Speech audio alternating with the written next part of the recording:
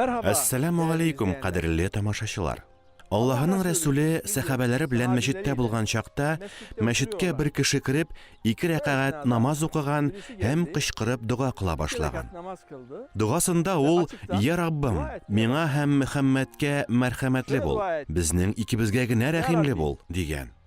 Бу сүзләрне ишетеп, Пәйгамбәрбез саллаллаһу алейхи ва саллям бу кеше киң булганны тарайта. Аллаһның мәрхәмәте киң, ул барысын да кулачлый. Аның мәрхәмәте аның ачуыннан да зуррак. Синең дуганы булай укуың кирәкми. Бар кеше өчен, барлык мөселман өчен дуга кыл, дип әйткән. Шуннан соң теге кеше, ул яңа гына ислам диненә килгәннәрдән булган ахыры, Пәйгамбәр мәчетенең кырыена чыгып баскан. Ул вакытта мәчетләрнең идәненә бүгенге мәчетләрдә кебек келәмнәр җәелмәгән. Барысы да табигый хәлендә булган.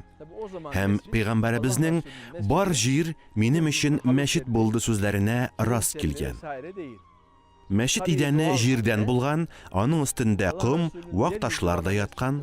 Пәйгамбәр мәчетенең шушы җир идәнендә мөселманнар намаз укый торган булган. Читкә китеп баскан бәдәви пишмакка барып кече йомышын үтәгән.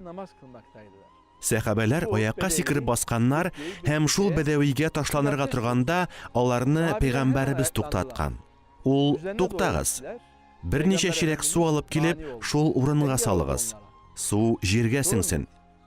Сез хәлне кыенлаштырыр өчен түгел, җиңеләйтер өчен җибәрелгән. Шулай булгач, кыенлык ясамагыз, җиңеләйтегез" дигән.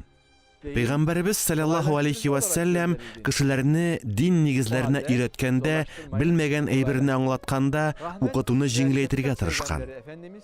Сахабаларына да шулай ук эшләргә киңәш иткән. Ул мәчеттә кече йомышны үтәргә ярамаганны белмәгән бәдәвине кыйнарга ирек бирмәгән. Шунда ук дәврләр аша безгә килеп җиткән хәбәрен дә әйткән.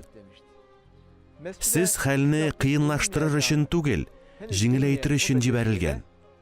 Аллаһы Тәгалә изге Коръәндә сезнең турыда Аллаһы сезгә җиңеллек бирергә, кыенлык китермәскә тели. Пәйгамбәрбез үзен яһуди яки христиан дине белән түгел, бер Аллалык дине, Ханифия белән җибәрелүен дә әйткән.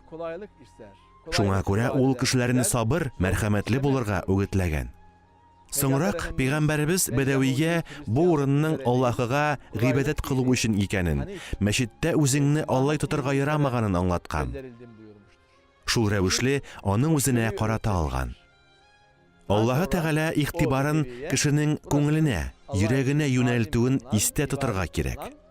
Шул сәбәпле кешенең күңелен яраларга, аны рәнҗетергә ярамый. Юнус әмре әйткәнчә: "Ят кеше күңелен яраласаң, кылганың намаз булмас. Кул битеңне дә бер юлы 72 халык юмас."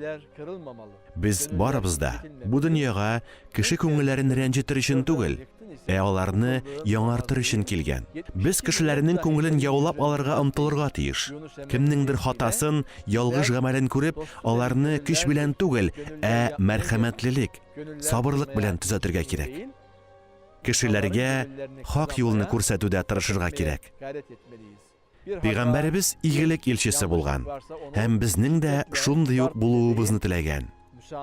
Ул безгә, кешеләргә җиңеллек китерегез, мәхәббәтләрен яулагыз, аларны шатландырып торыгыз, нәфрәт уята күрмәгез, дип әйткән. Безнең тормышыбызда да мәхәббәт тантана итсен. Сау булыгыз, кадерле тамашачылар. Сәламәт булыгыз.